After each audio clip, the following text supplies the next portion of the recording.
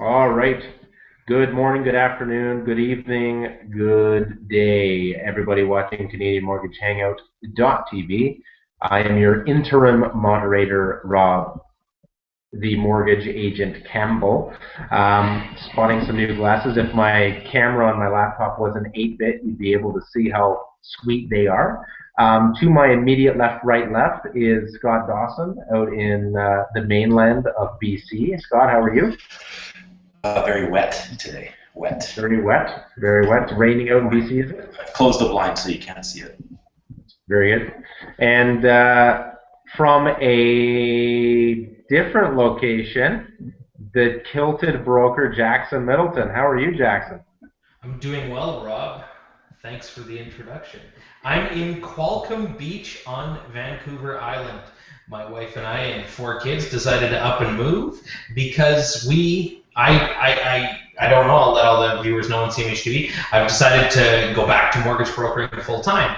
And I'm one of these guys who likes to broker from my house, a home office. So I can work from a home office in Regina, Saskatchewan, where it's -40 with mosquitoes. I can broker in a home office in Edmonton, where it's -40 with mosquitoes. Or I can broker on Vancouver Island from home, where it just rains a lot. But we have a property with a chicken coop, and we're extremely happy because we're going to get chickens. And there's eggs everywhere on the island. So that's kind of the most exciting thing so far. So there we go. I'm from the island, and I'm happy to be here. Good for you, man. Good for you, and thanks for joining us, and thanks for everybody who are tuning in now and forever down the road on Canadian Mortgage Hangout.tv. You can also follow us on the Twitter. I'm not on the Twitter because I'm on a 6-month blackout of social media. But if you are on the Twitter, you can hit us up with the hashtag CMHTV. And I'll be moderating. So I am not in a social media blackout, so I will be moderating the Twitter. Good man, good man. So on the internets today, we just did a quick checkup from the neck up on Canadian Mortgage Broker News, something or other, and they have an article about driving a fancier car.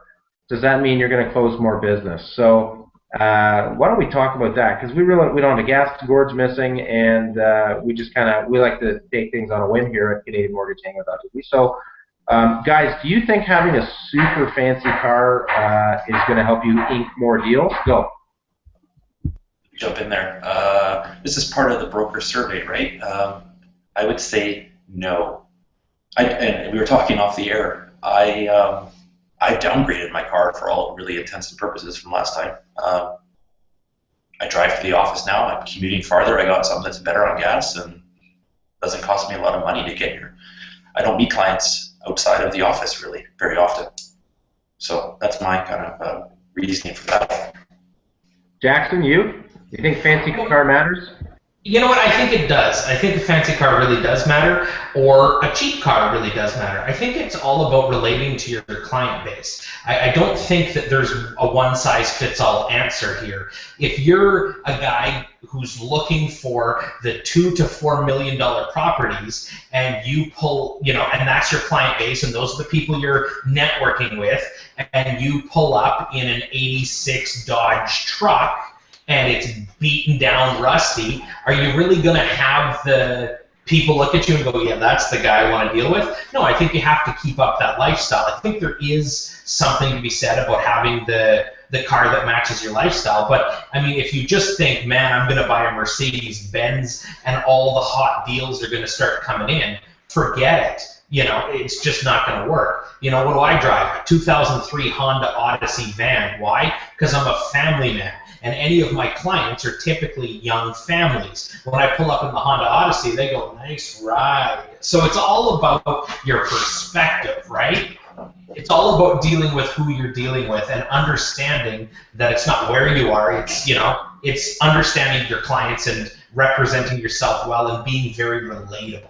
That's what I would say. So, Rob, you have a good choice in vehicles, I'd like to say. I have a good choice in vehicles. Yes. Yeah, I currently I currently don't take a. I commute to the office, and I currently don't take my own vehicle to the office. I currently ride city transit because I'm a cheap bastard, and I've got Scottish blood, and I just we have a great office space here. We have a great it's a converted church, and we're on the upper level, so we've got the beams and all that good stuff, and it's a real client experience when they come here. So I typically don't go out and meet clients at their house. And I'd have to agree with Jackson. I 100% agree with Jackson. It depends on what ball field you want to play. Like, do you want to play in Yankee Stadium, or do you want to play at the recreational park down the road to play baseball? If your demographic of your clients are $150,000, $200,000 household income plus, then maybe you probably want to be seen out on the weekend in front of those clients at social events in a super fancy Mercedes Benz, right? But if it's first-time home buyers or it's just more of that family kind of clientele, then yeah, rocking the minivan like Jack's, it definitely does fit the kind of group that you're going after, and I think a lot of people would agree with that.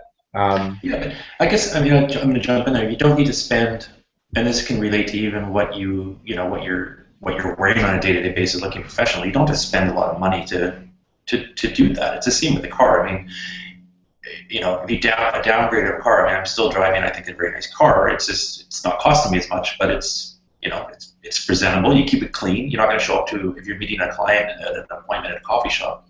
Don't show up if they're going to see you in the parking lot in a filthy, dirty car, and filthy jeans and a ripped shirt. It's kind of common sense, but I don't think you have to spend a ton of money to get to there either.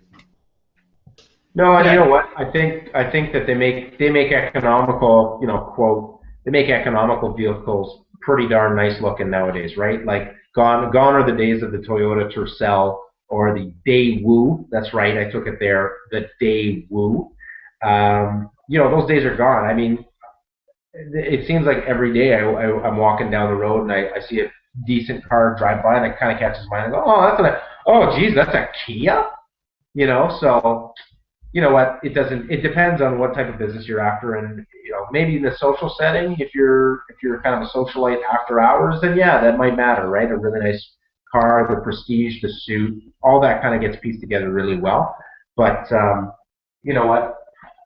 It is what it is. Rob, I'm gonna jump in and say, I think that if we could take it one step, let's drive a car to get the clients. Taking another step up, and kind of what I was referring to before was just being intentional about the decisions you make. And I think that's something that new brokers can if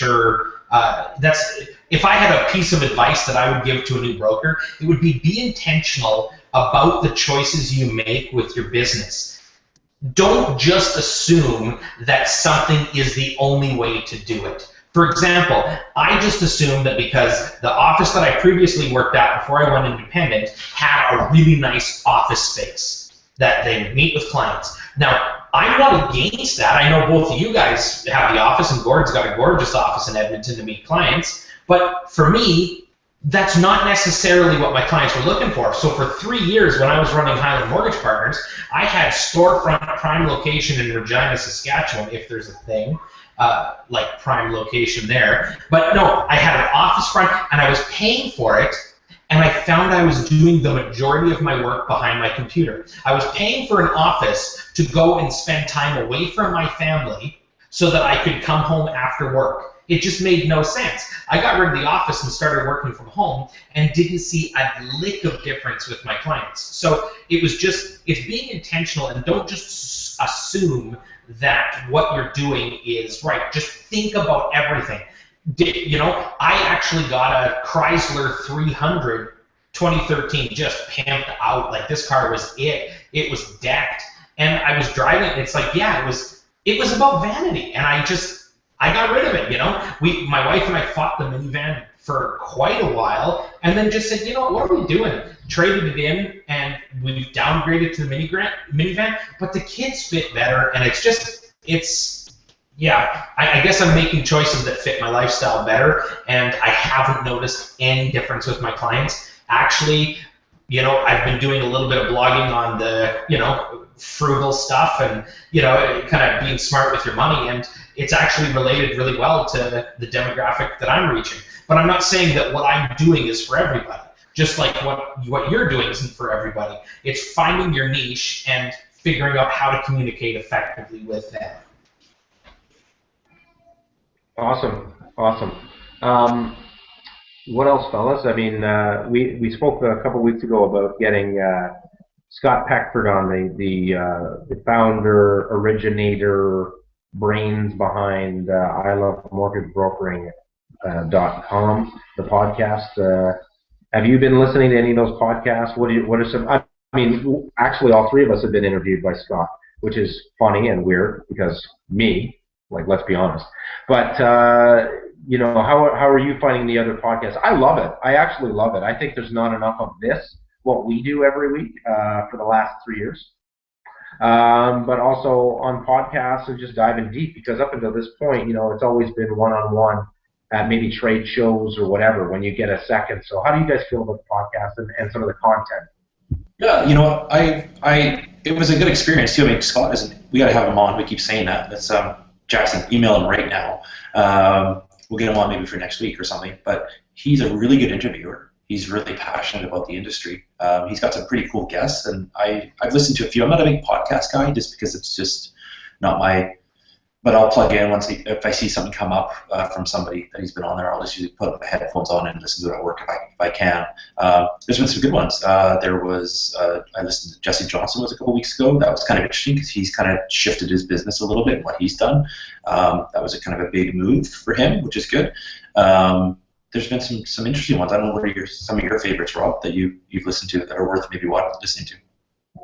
You know what? There are a few of them actually, and I think you know, there's a lot of them. There's too many to name, quite honestly. There's a couple in there that I'm not really fond of. One of which is mine, but I don't know. There's just so many nuggets. You know, like I am a podcast guy. I love listening to podcasts now, and I just find that, you know, out of the 30 minutes, there might be that 1 minute that's so worth the 30 minutes. I mean, a lot of them are fairly, I don't want to say repetitive, but it's the same kind of story, right? Oh, I got into the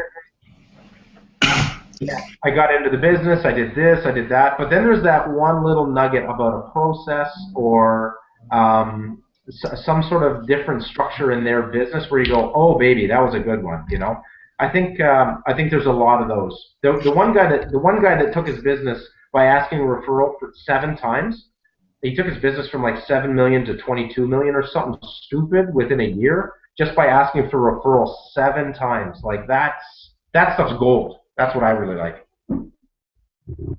He does a good job, and if you don't have, I mean, everybody gets busy, right? And that's, you know, people come up to me at trade shows and stuff and say, you know, I watch every week, but I don't watch it live, and, you know, so people check these things out later. But Scott does a really good job on his blog with all the.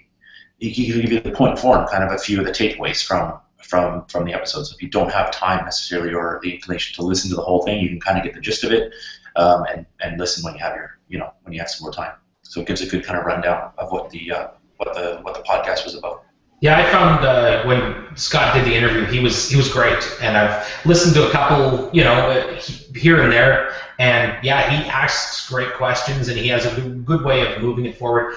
Surprise, surprise, I'm really not a podcast guy either. I don't have the time to sit down and just listen, and I'm really not a good multitasker to just listen to it in the background. But I agree. I typically, like, I do a lot of reading of books and blogs, and it's funny, I'll read an entire book like this on business, and I'll come away with one takeaway. But it seems that one takeaway is worth all the time of reading the book.